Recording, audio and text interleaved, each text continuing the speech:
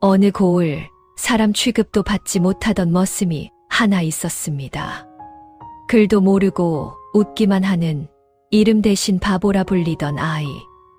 낮에는 소처럼 부려먹히고 밤에는 짐승보다 못한 대접을 받았습니다. 그런데 그 머슴 하나 때문에 탐욕으로 배를 불리던 양반이 무릎을 꿇고 마을을 쥐고 흔들던 권세가 하루아침에 무너졌다면 믿으시겠습니까? 그리고 고을 전체의 운명을 바꾼 기적은 과연 무엇이었을까요? 때는 조선 후기 경상도 깊은 산골 마을. 그해 여름 마을에 무서운 전염병이 돌았습니다. 많은 사람들이 목숨을 잃었고 7살 칠복이의 부모도 그 병을 피해가지 못했습니다. 아버지가 먼저 세상을 떠났고 어머니도 그 충격과 병을 이기지 못하고 보름 만에 뒤따라 돌아가셨습니다. 7살 칠복이는 하루아침에 친척이라고는 한 명도 없는 고아가 되었습니다. 어린 칠복이는 빈 초가집에 혼자 남겨졌습니다. 먹을 것도 입을 것도 없었습니다. 칠복이는 거리를 떠돌며 구걸을 했습니다. 장터에 나가 지나가는 사람들에게 손을 벌렸고 남의 집 부엌 뒤에서 버려진 음식 찌꺼기를 주워 먹었습니다. 칠복이는 점점 야위어 갔습니다. 며칠씩 굶기 일쑤였고 추운 밤이면 남의 집 처마 밑에서 떨며 잠을 청했습니다. 겨울이 오면 아마도 이 추위를 견디지 못하고 죽을지도 모른다는 생각이 들었습니다. 그러던 어느 가을날 칠복이가 장터에 나가 구걸을 하고 있을 때였습니다. 한 무리의 사람들이 장터로 들어왔습니다. 앞장선 사람은 비단 옷을 입은 중년의 양반이었습니다. 그의 뒤로 하인 서너 명이 따라오고 있었습니다. 주변 사람들이 모두 고개를 숙여 인사를 했습니다. 최판서 나리께서 오셨습니다. 칠복이는 최판서라는 사람이 누군지 몰랐지만 뭔가 대단한 사람이라는 것은 한눈에 알 수 있었습니다. 최판서는 마을에서 가장 큰 땅을 가진 유지였습니다. 3대를 내려온 양반 집안의 후손으로 논밭만 수백 마지기요. 마을 전체 땅의 절반 가까이를 가진 큰 부자였습니다. 그의 집은 기와를 얹은 99칸짜리 큰 저택이었고 머슴과 하인만 해도 20이 넘었습니다. 칠복이는 최판서를 향해 비틀거리며 다가갔습니다. 나리, 배가 너무 고파요. 한 푼만 주셔요. 최판서는 칠복이를 내려다보았습니다. 뼈만 앙상하게 남은 아이, 누더기 옷을 걸친 모습, 온몸에 때가 끼어 거짓골이 따로 없는 모습. 최판서는 잠시 생각에 잠겼습니다. 그의 머릿속에는 불쌍한 아이를 구한다는 생각보다 다른 계산이 돌아가고 있었습니다. 이 아이를 거두면 공짜로 머슴 하나 얻는 셈이 아닌가. 밥만 조금 주면 평생 부려먹을 수 있을 것이고 고아니 도망갈 곳도 없을 터이다. 최판서는 고개를 끄덕이며 하인을 돌아보았습니다. 이 아이를 데려가 우리 집에서 일을 시키도록 하겠다. 칠복이는 그 말에 눈물을 흘렸습니다. 살았다는 안도감이 밀려왔습니다. 이제 죽지 않아도 되고 밥을 먹을 수 있고 잘 곳이 생긴다는 생각에 어린 칠복이는 그저 감사할 뿐이었습니다. 하인이 칠복이의 손을 잡아 끌었습니다. 어서 따라와라. 판서나리께서 은혜를 베푸신 거다. 칠복이는 그렇게 최판서 집으로 끌려갔습니다. 처음 며칠 칠복이는 감사했습니다. 죽을 뻔했던 자신을 살려준 것만으로도 고마웠고 비록 헛간 구석이지만 잘 곳이 생겼으며 비록 보리밥이지만 먹을 것이 있었으니까요. 하지만 곧 현실을 알게 되었습니다. 7살 어린아이에게 시키는 일은 가혹했습니다. 새벽같이 일어나 마당을 쓸고 무거운 물통을 나르고 큰 개의 밥그릇을 씻고 달장을 청소해야 했습니다. 작은 몸으로 하기에는 너무 힘든 일들이었지만 칠복이는 불평할 수 없었습니다. 조금이라도 게으름을 피우거나 일을 제대로 하지 못하면 매가 기다리고 있었기 때문이지요. 최 판서의 부인은 특히 매정했습니다. 이놈, 밥만 축내는 주제에 시키는 일도 제대로 못하느냐. 칠복이가 조금이라도 실수하면 가차없이 회초리를 들었고 다른 하인들도 어린 칠복이를 함부로 대했습니다. 칠복이는 깨달았습니다. 최 판서가 자신을 거두어 준 것은 불쌍히 여겨서가 아니라 공짜로 부릴 머슴이 필요했기 때문이라는 것을. 하지만 어쩔 수 없었습니다. 이곳을 떠나면 다시 거리를 떠돌아야 했고 그것은 곧 죽음을 의미했습니다. 칠복이는 이를 악물고 견뎠습니다. 15년이 흘렀습니다. 7살 어린아이였던 칠복이는 어느새 22살 청년이 되어 있었습니다. 하지만 그 세월 동안 칠복이에게 주어진 것은 아무것도 없었습니다. 장가는커녕 제대로 된 옷 한 벌 받아본 적이 없었고 글자 하나 배울 기회도 없었으며 사람 취급을 받아본 적도 없었습니다. 어려서부터 제대로 배우지 못하고 매일 혹사당하며 사람들에게 천대받으며 자란 탓에 칠복이는 말을 더듬고 행동이 느렸습니다. 마을 사람들은 모두 그를 바보 칠복이라고 불렀습니다. 아이들조차 그를 보면 놀리곤 했습니다. 칠복이의 하루는 여전히 새벽 4시에 시작되었습니다. 동이 트기도 전에 일어나 마당을 쓸고 우물물을 길어다 부엌에 채워놓고 소먹이를 준비하고 장작을 패어 쌓아두어야 했습니다. 아침밥은 마을 개들도 먹지 않을 법한 거친 보리밥 한 덩이가 전부였고 그나마도 제대로 씹어 먹을 시간도 없이 다음 일을 시작해야 했습니다. 낮에는 논밭에서 일하고 저녁에는 뒷간을 치우고 말 먹는 통을 씻는 등 다른 머슴들도 싫어하는 온갖 더러운 일들을 도맡았습니다. 밤이 깊어서야 헛간 구석 좁은 공간에 누워 잠을 청할 수 있었는데 그곳은 겨울이면 찬바람이 그대로 들어오고 여름이면 모기들의 천국이었습니다. 밥을 제대로 먹지 못해 늘 배가 고팠고 옷은 기워 입어도 모자라 곳곳이 해져 있었으며 신발은 제대로 된 것이 없어 맨발로 다니기 일쑤였습니다. 하지만 갈 곳이 없었던 칠복이는 그저 참고 견딜 수밖에 없었습니다. 가끔 칠복이는 생각했습니다. 7살 때 그냥 길가에서 죽었더라면 더 나았을까? 차라리 장터에서 최 판서를 만나지 않았더라면? 하지만 이내 고개를 저었습니다. 비록 이런 삶이지만 그래도 살아있다는 것 자체가 의미가 있지 않을까 하는 희미한 희망 때문이었습니다. 어느 이른 봄날 최 판서의 부인이 칠복이를 불렀습니다. 신비나 떨어진 장터에 가서 무명석 필과 소금 한 마를 사오라는 것이었습니다. 그러면서 해가 지기 전에 돌아오지 못하면 저녁밥은 없을 것이라고 협박했습니다. 칠복이는 낡아빠진 삼배옷과 기운 자국이 여러 군데 있는 옷을 입고 무거운 지게를 짊어진 채 맨발로 십리 길을 걸었습니다. 봄이라고는 하나 아직 쌀쌀한 날씨였고 산길은 험했으며 돌에 발이 찍히기 일쑤였습니다. 하지만 칠복이는 묵묵히 걸었습니다. 불평을 해봤자 상황이 나아지는 것도 아니었고 오히려 매만 맞을 뿐이었으니까요. 장터에 도착한 칠복이를 본 상인들과 사람들은 그를 보고 수군거렸습니다. 어떤 이는 불쌍하다는 눈빛을 보냈지만 대부분은 비웃거나 무시했습니다. 특히 건달들은 칠복이를 보면 일부러 놀려대곤 했습니다.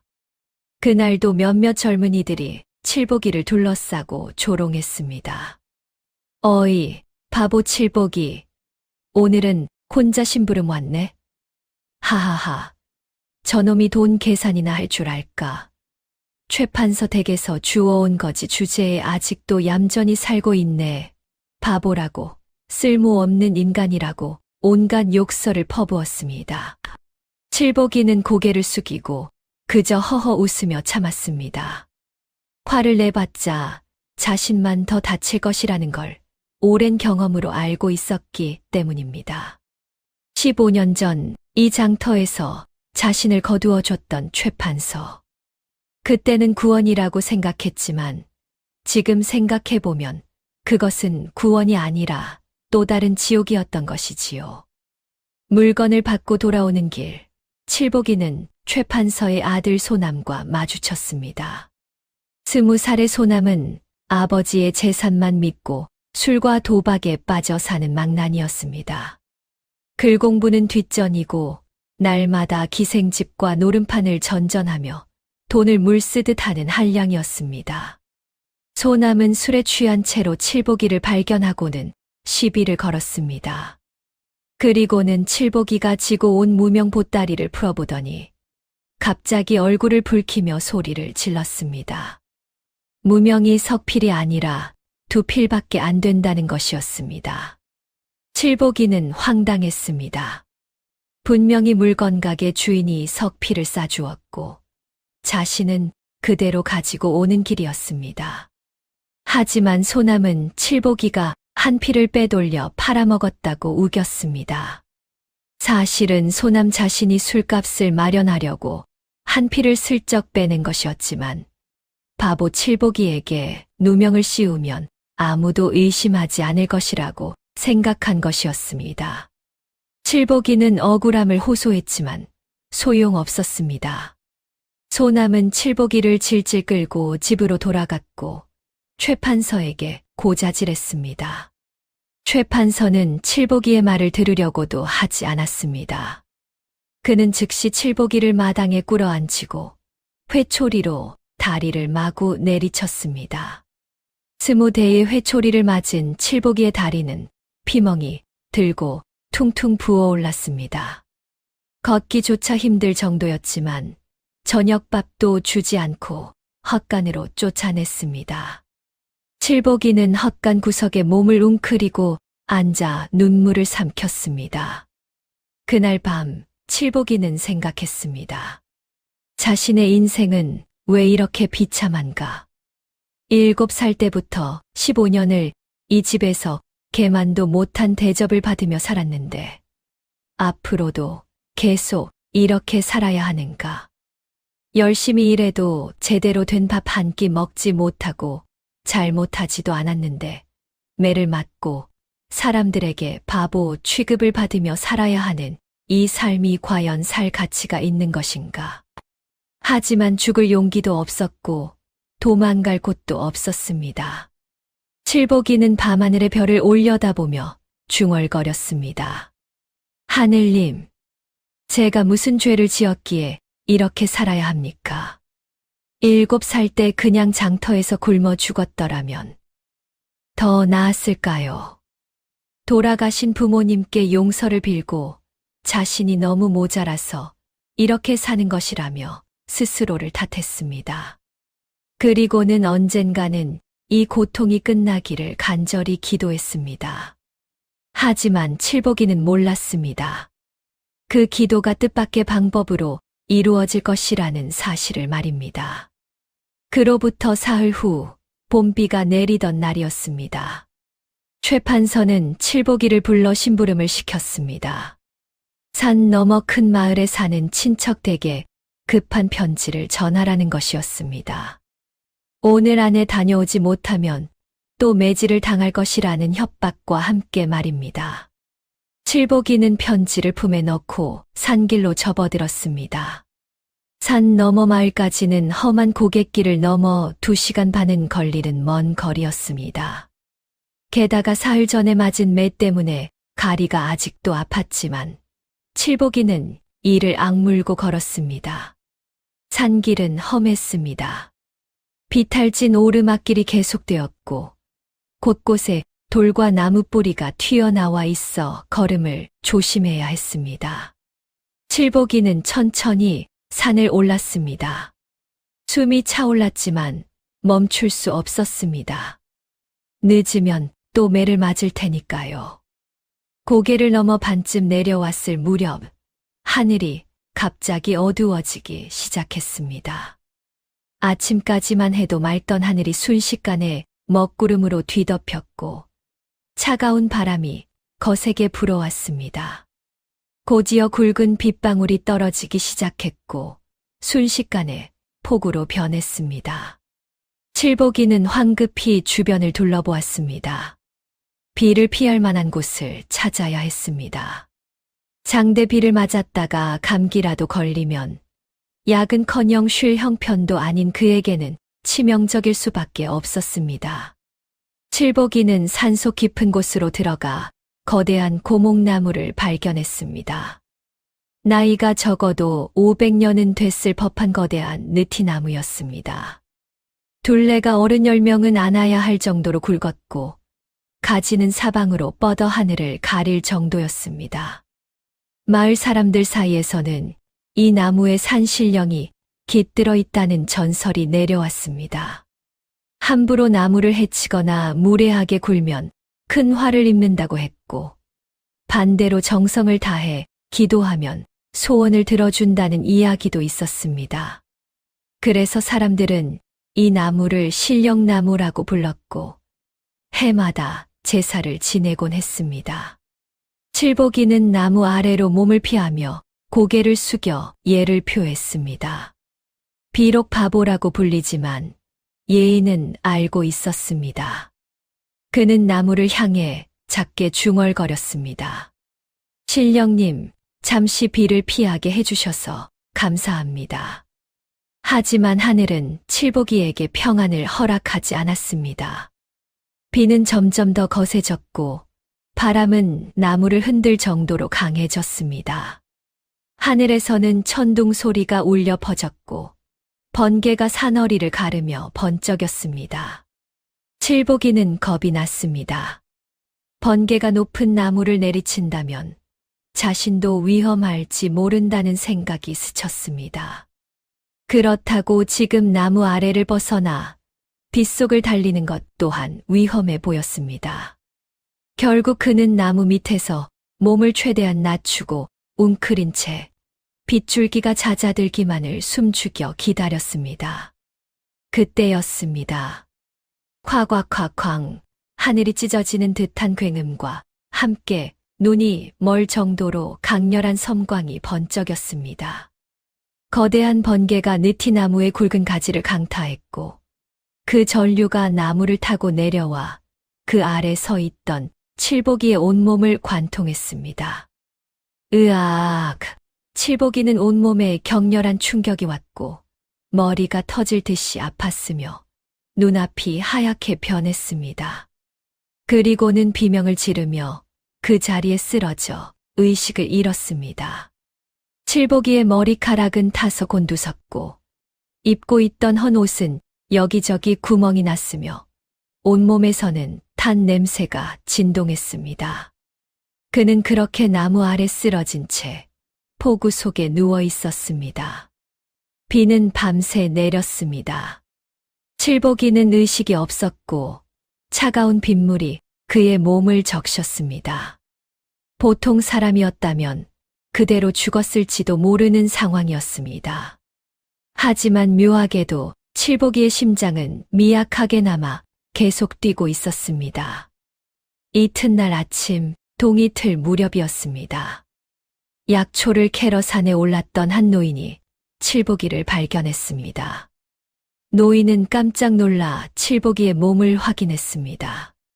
숨은 겨우 붙어 있었고 맥박은 느리게 뛰고 있었습니다. 노인은 칠복이를 업고 산을 내려와 최판서 댁에 알렸습니다. 최판서의 부인은 귀찮다는 듯 혀를 찼지만 그래도 머슴 하나가 죽으면 일손이 모자라니 의원을 불러 치료하게 했습니다. 물론 치료비는 나중에 칠복이의 일당에서 빼기로 하고 말입니다. 의원이 칠복이를 진찰했습니다. 번개를 맞았다는 말에 의원은 고개를 저었습니다. 번개를 맞고도 살아있다니 기적이지만 언제 깨어날지는 아무도 모른다고, 어쩌면 평생 깨어나지 못할 수도 있다고 말했습니다. 하지만 의원의 예상과 달리 칠복이는 사흘 만에 눈을 떴습니다. 나흘째 되는 날 아침, 헛간에 누워있던 칠복이가 신음소리를 내며 천천히 눈을 떴습니다. 햇살이 헛간의 틈새로 비쳐 들어오고 있었고 밖에서는 달 우는 소리가 들렸습니다. 칠복이는 천천히 몸을 일으켰습니다. 온몸이 쑤셨지만 견딜만 했습니다. 그는 주변을 둘러보았습니다. 낯익은 헛간의 풍경, 구석에 쌓인 지푸라기 더미, 벽에 걸린 낡은 농기구들. 하지만 뭔가 달랐습니다. 칠복이는 자신의 눈이 이전과 다르다는 것을 깨달았습니다. 모든 것이 더 선명하게, 더 뚜렷하게 보였습니다. 벽 구석에 작은 거미줄까지 보였고 지푸라기 사이에 벌레 한 마리도 눈에 들어왔습니다. 그리고 머릿속이 달랐습니다. 갑자기 엄청난 양의 기억들이 떠올랐습니다. 어렸을 적 아버지가 들려주시던 옛날 이야기, 장터에서 본 글자판의 글씨들, 사람들이 나누던 대화, 심지어 몇 년 전에 스쳐 지나갔던 장면들까지. 모든 것이 생생하게, 마치 현재 일처럼 선명하게 기억났습니다. 칠복이는 헛간 구석에 놓여있던 낡은 책 한 권을 집어들었습니다. 최판서의 책방에서 버려진 천자문이었습니다. 예전에 칠복이에게는 그저 알 수 없는 까만 점들이 빼곡히 박힌 종이 뭉치였습니다. 하지만 지금은 달랐습니다. 하늘천, 땅지. 칠복이는 한 번도 배운 적 없는 글자를 술술 읽어 내려갔습니다. 놀라운 것은 단순히 읽는 것만이 아니었습니다. 각 글자의 뜻이 이해되었고 문장의 의미가 파악되었으며 심지어 그 속에 담긴 깊은 뜻까지 깨달아졌습니다. 칠복이는 책장을 넘기며 계속 읽었습니다. 천자문이 끝나자 옆에 있던 다른 책을 집어들었습니다. 어린이들이 배우는 기본책이었습니다. 그것도 단번에 읽혔고 내용이 이해되었습니다. 칠복이는 자신에게 무슨 일이 일어났는지 깨달았습니다. 번개를 맞은 후 그의 머리가 근본적으로 변화하여 새로운 능력이 생긴 것이었습니다. 그는 더 이상 바보가 아니었습니다. 칠복이는 손으로 머리를 짚었습니다. 번개를 맞은 흔적인지 머리카락 일부가 타서 없어졌고 희미한 상처가 있었습니다. 하지만 이상하게도 아프지 않았습니다. 오히려 머릿속이 맑고 또렷했습니다. 칠복이는 조심스럽게 생각을 정리했습니다. 자신에게 일어난 변화는 기적이었습니다. 하지만 이것을 사람들에게 알리는 것은 위험했습니다. 갑자기 바보였던 사람이 똑똑해졌다면 사람들은 의심할 것입니다. 귀신이 씌었다고 하거나 다른 사람으로 바뀐 것이라고 생각할 수도 있었습니다. 그리고 칠복이는 15년간 이 집에서 당한 억울함과 모욕을 생각했습니다. 최판서와 그 가족들이 자신을 어떻게 대했는지, 마을 사람들이 자신을 어떻게 비웃었는지. 이제 칠복이에게는 그 모든 것을 바로잡을 힘이 생겼습니다. 하지만 그는 성급하게 움직이지 않기로 했습니다. 당분간은 여전히 바보인 척하며 최판서 댁의 나쁜 짓과 약점을 파악하기로 했습니다. 그리고 때가 되면 그때 모든 것을 세상에 드러내기로 마음먹었습니다. 다음 날 칠복이는 일어나 평소처럼 일을 시작했습니다. 최판서의 부인이 그를 보고 놀라워했지만 칠복이는 여전히 어눌하게 웃으며 대답했습니다. 마님, 이제 괜찮습니다. 일할 수 있습니다. 겉으로는 여전히 바보 같은 미소를 지었지만 그의 머릿속은 빠르게 돌아가고 있었습니다. 칠복이는 집안의 모든 것을 관찰하기 시작했습니다.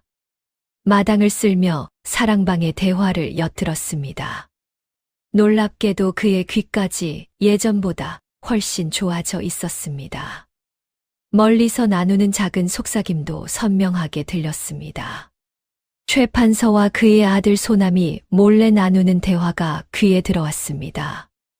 그들은 이번 가을 수확 때 땅을 빌린 사람들에게 받는 돈을 더 올릴 계획을 세우고 있었습니다. 흉년이 들었다는 거짓 핑계를 대면서 오히려 더 많이 받아내겠다는 것이었습니다. 칠복이의 눈빛이 차갑게 식었습니다. 하지만 그는 아무런 내색도 하지 않고 계속 빗자루질을 했습니다. 그날 밤 다른 머슴들이 모두 잠든 후 칠복이는 조용히 헛간을 빠져나왔습니다. 그는 사랑방 쪽으로 몸을 낮추고 다가갔습니다. 최 판서의 책방 창문이 열려 있었습니다. 칠복이는 조심스럽게 책방 안으로 들어갔습니다. 달빛이 창문으로 비쳐 들어와 방 안을 희미하게 비추고 있었습니다. 그는 책장 앞으로 다가가 문서함을 열었습니다. 그 안에는 각종 장부와 문서들이 가득했습니다. 칠복이는 그것들을 하나하나 훑어보기 시작했습니다. 그의 눈은 빠르게 문서를 읽었고 그의 머리는 그 내용을 완벽하게 기억했습니다. 땅 빌려주는 계약서, 땅 사고 파는 문서, 관청과 주고받은 편지들. 그리고 숨겨진 서랍 속에서 칠복이는 결정적인 것을 발견했습니다. 2개의 장부였습니다. 최 판서는 겉으로 보여주는 장부 외에 실제 들어오고 나간 돈을 기록한 비밀 장부를 따로 관리하고 있었습니다. 거기에는 관리들에게 바친 뇌물의 액수, 마을 공동돈을 빼돌린 내역, 땅을 빌린 사람들을 속여 빼앗은 방법들이 상세히 기록되어 있었습니다. 칠복이는 그 모든 내용을 머릿속에 완벽하게 기억했습니다. 숫자 하나, 날짜 하나 빠짐없이 말입니다. 그리고는 조용히 책방을 빠져나왔습니다. 그날 밤부터 칠복이는 매일 밤 움직였습니다. 낮에는 바보 머슴으로 일하고 밤에는 최 판서가 행한 악행들을 하나씩 파악해 나갔습니다. 그리고 그 모든 증거를 머릿속에 완벽하게 저장했습니다. 칠복이는 깨닫게 되었습니다. 최 판서가 얼마나 악독한 사람인지, 얼마나 많은 사람들을 괴롭혔는지, 얼마나 많은 재산을 부당하게 모았는지, 그리고 그것을 언젠가 반드시 세상에 폭로하리라 다짐했습니다. 2달이 지난 어느 날 마을에 큰 소동이 일어났습니다. 이웃 마을의 부자 김진사가 최 판서를 찾아와 마을 비싼 소유권을 주장하며 관청에 소송을 걸어온 것입니다. 그 산은 대대로 마을 사람들이 함께 관리하며 나무를 하고 약초를 캐던 곳이었습니다. 특히 가난한 집들은 그 산에서 뗄나무를 구해 겨울을 나고 봄에는 나무를 캐어 끼니를 이었습니다. 마을 사람들에게는 생명줄과도 같은 곳이었습니다. 김진사는 오래된 문서를 들고 와서 그 산이 원래 자기 조상이 개간한 땅이라고 주장했습니다. 문서에는 분명히 김씨 집안 소유라고 적혀 있었고 관청의 도장까지 찍혀 있었습니다. 마을 사람들은 발칵 뒤집혔습니다. 산을 빼앗기면 생계가 막막했기 때문입니다. 사람들은 최 판서에게 도움을 청했습니다. 최 판서가 마을의 양반이고 그를 아는 사람이니 무언가 방법을 찾아줄 것이라 기대한 것입니다. 하지만 최 판서는 안타까운 척만 할 뿐 실제로는 아무것도 하지 않았습니다. 그는 속으로 김진사와 이미 짜고 있었던 것입니다. 김진사가 산 소유권을 받으면 그것을 나무 장사꾼에게 팔아넘기고 이익을 둘이 나눠 갖기로 한 것이었습니다. 사실 마을 산의 진짜 소유권 문서는 최판서가 관리하고 있었습니다. 마을 공동 소유라는 것을 증명할 수 있는 중요한 증거였지만 최판서는 그것을 감춰두고 있었던 것입니다. 칠복이는 이 모든 것을 알고 있었습니다. 그날 밤 그는 다시 최판서의 책방에 들어가 숨겨진 문서를 찾아냈습니다. 그리고 그것을 조심스럽게 빼내어 마을 훈장 선생님의 집 대문 앞에 몰래 놓아두었습니다. 다음 날 아침 훈장 선생님은 대문을 열다가 문서를 발견하고 깜짝 놀랐습니다. 문서를 펼쳐본 그는 더욱 놀랐습니다. 그것은 마을 산이 공동 소유임을 증명하는 원본 문서였습니다. 관청의 정식 도장과 함께 오래전부터 마을 공동 소유로 지정되었다는 기록이 명확히 적혀 있었습니다. 훈장 선생님은 즉시 마을 사람들을 모아 문서를 공개했습니다. 사람들은 환호했고 이제 소송에서 이길 수 있다며 기뻐했습니다. 하지만 아무도 누가 그 문서를 가져다 주었는지 알지 못했습니다. 사람들은 수군거렸습니다. 분명 누군가 마을을 돕는 의로운 사람이 있을 것이라고. 혹시 임금님이 몰래 보낸 암행어사가 이 마을에 와 있는 것은 아닌가 하는 소문까지 돌았습니다. 칠복이는 여전히 바보 같은 미소를 지으며 마당을 쓸고 있었습니다. 아무도 그를 의심하지 않았습니다. 며칠 후 또 다른 사건이 일어났습니다. 마을에 사는 과부 박 씨가 억울한 일을 당한 것입니다. 박 씨는 남편이 일찍 죽은 후 혼자 힘으로 어린 두 자식을 키우며 작은 밭을 일구며 살고 있었습니다. 최판서의 아들 소남이 그 밭을 탐냈습니다.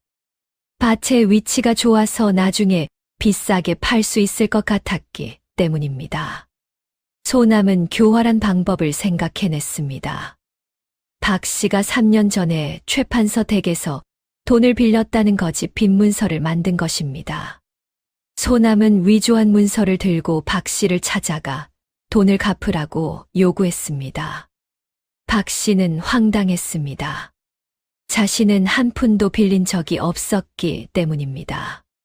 하지만 문서에는 박 씨의 도장이 선명하게 찍혀 있었습니다. 물론 그것도 소남이 위조한 것이었습니다. 소남은 예전에 다른 일로 박 씨가 찍었던 도장을 슬쩍 훔쳐 거짓 문서에 찍어 놓은 것입니다. 박 씨는 그를 몰랐기 때문에 이것이 위조된 것임을 증명할 방법이 없었습니다. 소남은 박 씨에게 협박했습니다. 돈을 갚지 못하면 밭을 내놓으라고, 그렇지 않으면 관청에 고발하여 감옥에 보내겠다고 말입니다. 박 씨는 억울해서 눈물을 흘렸지만 어찌할 도리가 없었습니다. 그날 밤 칠복이는 다시 움직였습니다. 그는 소남의 방에 몰래 들어가 위조 문서의 원본과 박 씨의 도장, 그리고 소남이 비밀리에 기록해둔 장부를 찾아냈습니다. 그 장부에는 소남이 그동안 저지른 각종 사기 행각이 상세히 적혀 있었습니다. 칠복이는 이 증거들을 가지고 나왔습니다. 하지만 이번에는 단순히 문서만 전달하는 것이 아니라 편지를 함께 썼습니다.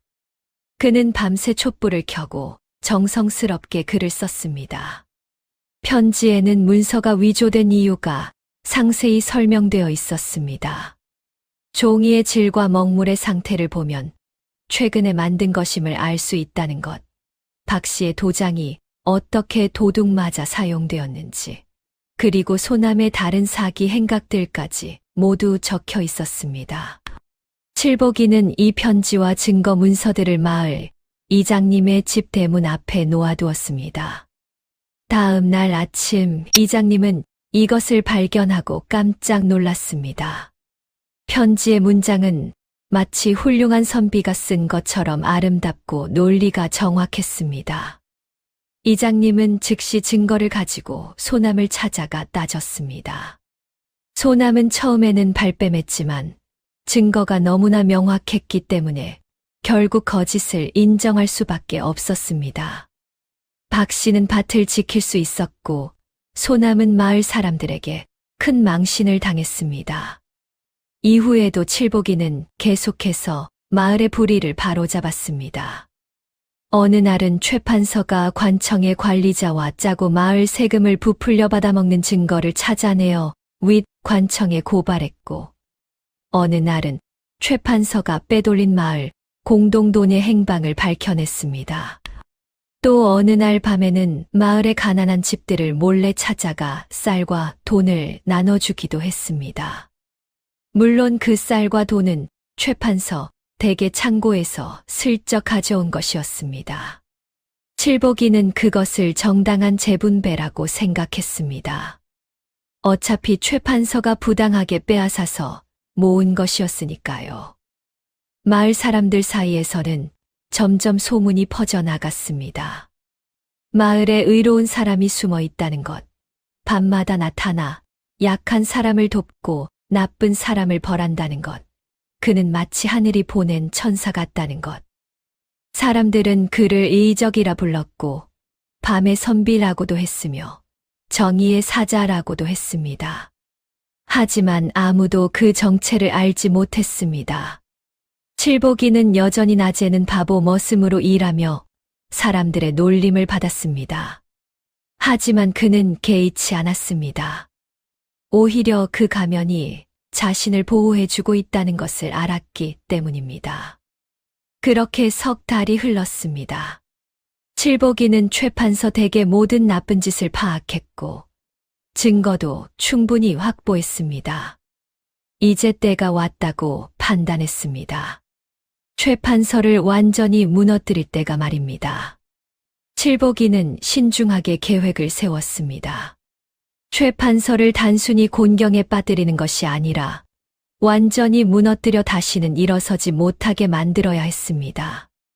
그래야 마을 사람들이 진정으로 자유로워질 수 있었습니다. 어느 달 밝은 밤, 칠복이는 마지막 증거를 확보하기 위해 최판서의 책방에 들어갔습니다. 그는 최판서가 최근 또 다른 음모를 꾸미고 있다는 것을 알고 있었습니다.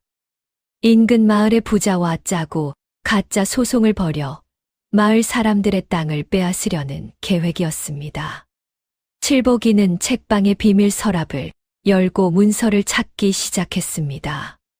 하지만 그때 갑자기 방문이 열리며 불이 환하게 켜졌습니다. 최판서와 소남, 그리고 몇 명의 하인들이 칼과 몽둥이를 들고 들어선 것입니다.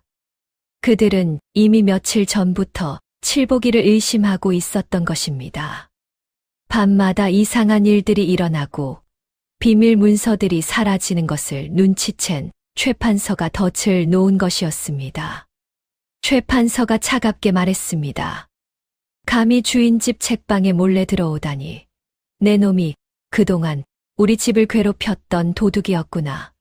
이제 내 놈을 관청에 넘겨 사형시키겠다고 말입니다.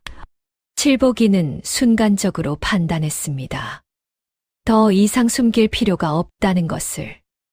오히려 이 순간이 모든 것을 끝낼 기회라는 것을 말입니다. 칠복이는 천천히 일어서며 최판서를 똑바로 바라보았습니다. 그의 눈빛은 더 이상 흐릿하지 않았습니다. 날카롭고 빛나는 지혜로운 사람의 눈빛이었습니다. 칠복이는 차분하고 명확한 목소리로 말했습니다.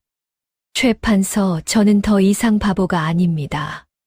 석 달 전 번개를 맞고 깨어났을 때부터 저는 모든 것을 보고 듣고 이해할 수 있게 되었습니다. 최판서는 황당한 표정을 지었고 소남은 비웃었습니다. 하지만 칠복이는 계속 말을 이어갔습니다. 그는 최판서가 지난 10년간 저지른 모든 나쁜 짓을 하나하나 열거했습니다. 날짜와 액수, 관련된 사람들의 이름까지 정확히 말했습니다. 마을 공동돈 횡령, 뇌물, 땅 빌린 사람 착취, 문서 위조, 사기. 그 모든 것을 말입니다. 최판서의 얼굴이 점점 창백해졌습니다. 소남이 화가 나서 칼을 휘두르려 하자 칠복이는 재빠르게 옆으로 비켜 소남의 손목을 낚아챘습니다. 그리고는 부드럽게 칼을 빼앗아 던져버렸습니다. 칠복이의 몸놀림은 놀라울 정도로 빨랐습니다.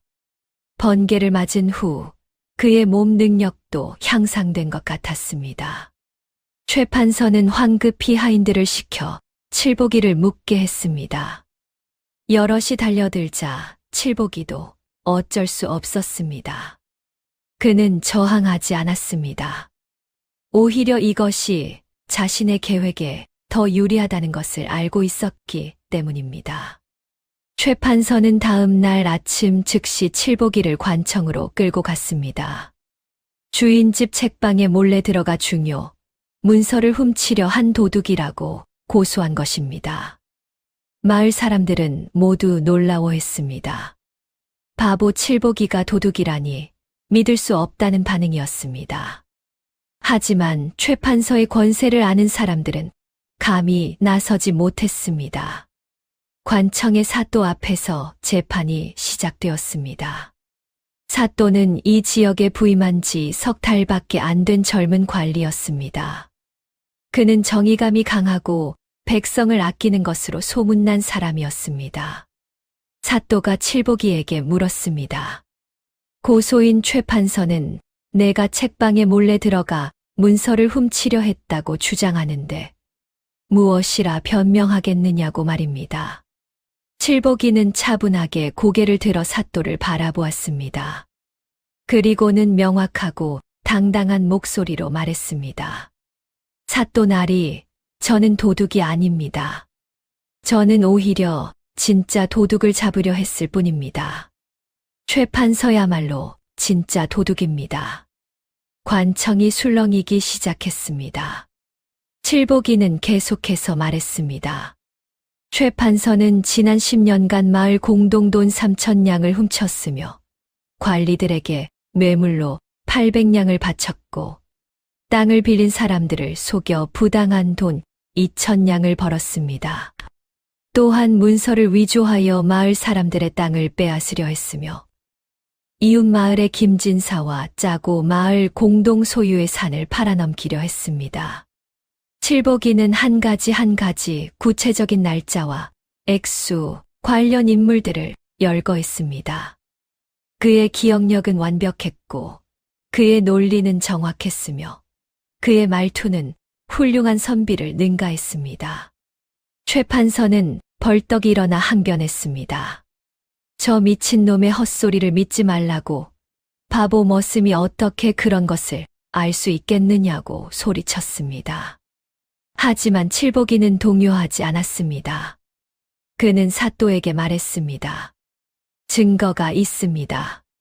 최 판서의 책방 책장 뒤에 숨겨진 서랍이 있습니다. 위에서 두 번째 칸, 오른쪽에서 세 번째 책을 빼면 비밀 손잡이가 나옵니다. 그곳에 두 개의 장부가 보관되어 있으며 거기에는 지난 10년간의 모든 나쁜 짓이 낱낱이 기록되어 있습니다. 사또의 눈빛이 날카로워졌습니다. 그는 즉시 관청 사람들을 최 판서 댁으로 보냈습니다. 최 판서는 식은땀을 흘리며 부인했지만 사또는 단호했습니다. 1시간 후 관청 사람들이 돌아왔습니다. 그들의 손에는 비밀 서랍에서 발견된 두 개의 장부가 들려 있었습니다. 칠복이의 말이 정확히 맞아떨어진 것입니다. 사또가 장부를 펼쳐보자 거기에는 최 판서의 모든 범죄가 상세히 기록되어 있었습니다. 횡령 액수, 뇌물 내역, 착취 방법, 같이 나쁜 짓을 한 사람들의 이름. 모든 것이 최 판서 자신의 손으로 쓰여 있었습니다. 관청은 발칵 뒤집혔습니다. 최 판서의 얼굴은 새하얗게 질려 있었고 소남은 떨고 있었습니다. 칠복이가 다시 입을 열었습니다. 그뿐만이 아닙니다. 최 판서의 아들 소남은 마을의 과부 박씨의 밭을 빼앗으려고 빈 문서를 위조했으며 그 증거는 이미 마을 이장님께 전달되어 있습니다. 뒤쪽에 서 있던 이장과 훈장 선생님이 앞으로 나와 증언했습니다. 그들은 그동안 익명으로 전달받은 문서들을 모두 가지고 있었고, 그것들을 사또에게 제출했습니다. 증거가 쌓이고 쌓이자 최판서와 소남은 더 이상 변명할 수 없었습니다. 사또는 놀라운 표정으로 칠복이를 바라보았습니다. 사또가 물었습니다. 칠복이, 내가 어떻게 이 모든 것을 알아냈느냐? 그리고 글을 읽을 줄 아느냐? 내가 글을 배운 적이 있느냐고 말입니다. 칠복이는 잠시 망설이다가 진실을 말하기로 했습니다. 그는 석 달 전 번개를 맞은 이야기, 그리고 깨어났을 때 모든 것이 달라진 이야기를 했습니다. 한 번도 배운 적 없는 글자가 읽혔고, 한 번 본 것은 절대 잊히지 않았으며, 어려운 계산도 순식간에 할 수 있게 되었다고 말입니다. 사또는 감탄하며 말했습니다. 하늘이 그대에게 지혜를 내려주신 것이라고, 그리고 그 지혜를 옳은 일에 사용한 그대는 진정한 어진 사람이라고 말입니다. 모든 사람들이 칠복이를 바라보았습니다. 존경과 감동의 눈빛이었습니다. 마을의 처녀 춘향이도 눈물을 흘리며 증언했습니다. 칠복이는 착한 사람이라고, 그는 마을 사람들을 몰래 도와주었고, 자신의 아버지가 병들었을 때도 약을 구해다 주었다고 말입니다. 훈장 선생님도 나서서 증언했습니다. 칠복이는 비록 글을 배우지 못했지만 마음씨만큼은 이 마을에서 가장 고든 사람이었다고, 그가 이제 지혜까지 얻었으니 이는 하늘이 내린 복이라고 말입니다. 사또는 고개를 끄덕이며 판결을 내렸습니다. 칠복이는 무죄다. 오히려 최판서와 그 아들 소남을 횡령, 사기, 문서 위조, 뇌물수수 혐의로 잡아들여라. 관청 사람들이 최판서와 소남을 묶었습니다. 최판서는 마지막까지 발버둥 쳤지만 소용없었습니다. 증거가 너무나 명확했기 때문입니다. 칠복이는 자유의 몸이 되었고, 마을 사람들은 그를 영웅으로 맞이했습니다. 재판이 끝난 후 칠복이는 마을의 영웅이 되어 있었습니다. 사람들은 그를 보며 고개를 숙였고 감사의 말을 전했습니다. 그동안 바보라고 놀렸던 것을 사과하는 사람들도 많았습니다. 칠복이는 모든 사람을 용서했습니다. 그는 복수심이 아니라 정의를 위해 행동했던 것이기 때문입니다. 그리고 사람들도 자신의 잘못을 인정하고 사과하는 것만으로도 충분하다고 생각했습니다. 사또는 칠복이를 관청으로 불러 제안을 했습니다. 과거 시험에 응시해보는 것이 어떻겠느냐는 것이었습니다. 칠복이의 재능이라면 충분히 합격할 수 있을 것이고, 나라를 위해 큰일을 할 수 있을 것이라고 말했습니다. 칠복이는 처음에는 망설였습니다. 자신은 천민 출신이고 정식으로 학문을 배운 적도 없었기 때문입니다. 하지만 사또는 조정에서 최근 출신에 관계없이 재능 있는 사람을 뽑는 정책을 펼치고 있다고 설명했습니다. 칠복이는 며칠간 고민한 끝에 결심했습니다. 한번 도전해보기로 한 것입니다. 만약 합격한다면 더 많은 사람들을 도울 수 있을 것이라고 생각했기 때문입니다. 최판서의 재산은 법에 따라 빼앗겼습니다. 그 재산의 대부분은 원래 주인들에게 돌아갔습니다. 부당하게 빼앗긴 땅은 원래 주인에게 돌려졌고, 횡령된 마을 공동돈도 돌려받았습니다. 칠복이는 관청에서 자신의 몫으로 받게 된 상금과 함께 일부 재산을 받았습니다. 그는 그 돈으로 마을에 학교를 세웠습니다. 가난한 아이들이 무료로 공부할 수 있는 곳이었습니다. 칠복이는 학교 개관식에서 말했습니다. 배움에는 신분이 없습니다. 양반의 자식이든 상놈의 자식이든 배우고자 하는 사람은 누구나 이곳에서 공부할 수 있습니다. 저도 늦게나마 지혜를 얻었습니다.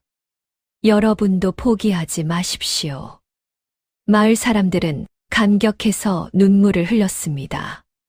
그리고 많은 아이들이 학교에 모여들었습니다. 칠복이는 낮에는 아이들을 가르치고 밤에는 과거 시험을 준비했습니다. 그의 천재적인 머리는 모든 것을 빠르게 흡수했습니다. 옛 성인들의 가르침을 읽고 역사를 공부하고 시와 글을 지었습니다. 그로부터 1년 후 과거 시험이 열렸습니다. 칠복이는 한양으로 올라가 수많은 양반 자제들과 함께 시험을 치렀습니다. 시험장에서 칠복이를 보고 비웃는 사람들도 있었습니다. 천민 출신이 감히 과거를 보다니 주제를 모른다는 것이었습니다. 하지만 칠복이는 개의치 않았습니다. 그는 묵묵히 자신의 답안을 작성했습니다. 그의 답안지는 완벽했습니다. 문장은 아름다웠고 논리는 정확했으며 역사와 옛 가르침에 대한 이해는 깊었습니다. 발표일 놀라운 일이 일어났습니다. 칠복이가 장원급제를 한 것입니다. 대과장원은 전국에서 단 한 명만 나오는 최고의 영예였습니다. 소식을 들은 마을 사람들은 환호했습니다. 바보 머슴이었던 칠복이가 조선 팔도를 통틀어 최고의 인재가 된 것입니다. 칠복이는 한양에서 여러 관직을 거쳤습니다. 그는 어디서나 깨끗하고 공정했으며 백성들을 사랑했습니다. 그의 명성은 점점 높아졌고 3년 후에는 임금님의 밀명을 받는 암행어사로 임명되었습니다.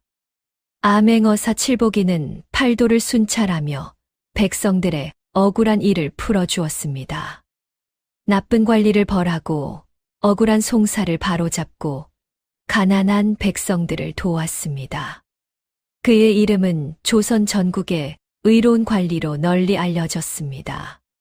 어느 가을날 칠복이는 자신이 자란 마을을 다시 찾았습니다. 이제 그는 더 이상 바보 머슴이 아니라 임금님의 밀명을 받은 어사였습니다. 하지만 그의 마음은 여전히 겸손했습니다.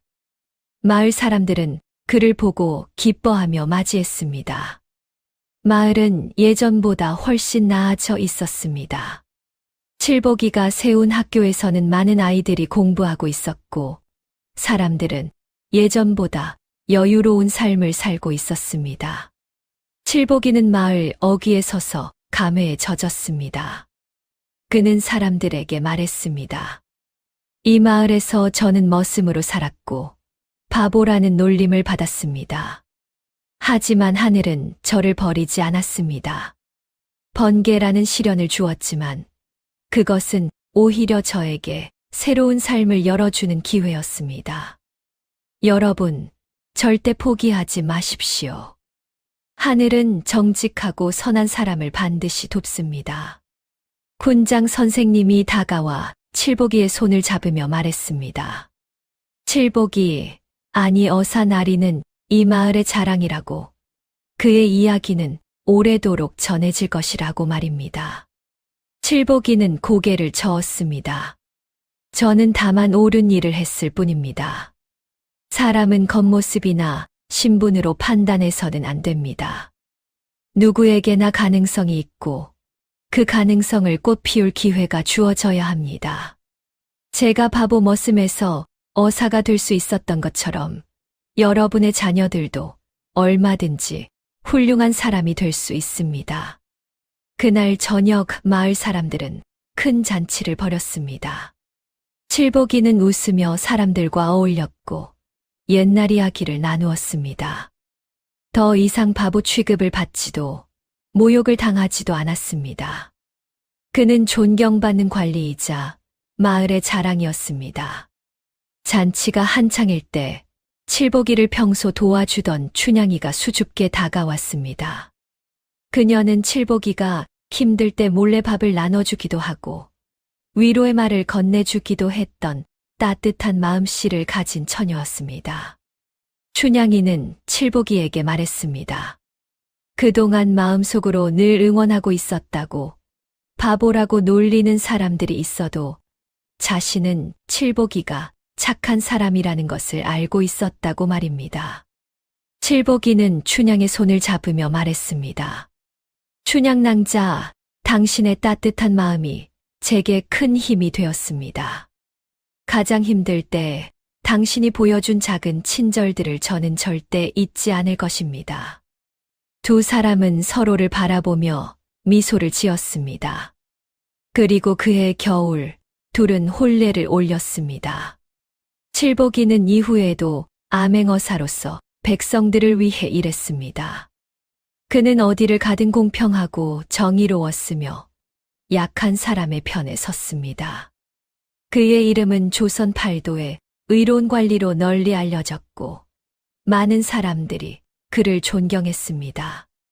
세월이 흘러 칠복이가 나이가 들었을 때 그는 관직에서 물러나 마을로 돌아왔습니다. 그리고 자신이 세운 학교에서 아이들을 가르치며 여생을 보냈습니다. 그는 아이들에게 말했습니다. 사람은 누구나 가능성을 가지고 태어납니다. 중요한 것은 그 가능성을 믿고 끊임없이 노력하는 것입니다. 저는 25살까지 바보로 살았지만 기회가 왔을 때 포기하지 않았습니다. 여러분도 절대 포기하지 마십시오. 칠복이의 이야기는 조선 팔도의 전설이 되어 퍼져나갔습니다. 사람들은 그를 번개 맞은 어사 또는 칠복대감이라 불렀고 그의 이야기를 자손들에게 들려주었습니다. 나이가 들어도 배움은 계속됩니다. 새로운 것에 도전하는 것을 두려워하지 마십시오. 그리고 무엇보다 건강 꼭 챙기시고 행복한 하루 보내시기 바랍니다. 다음 이야기에서 또 뵙겠습니다.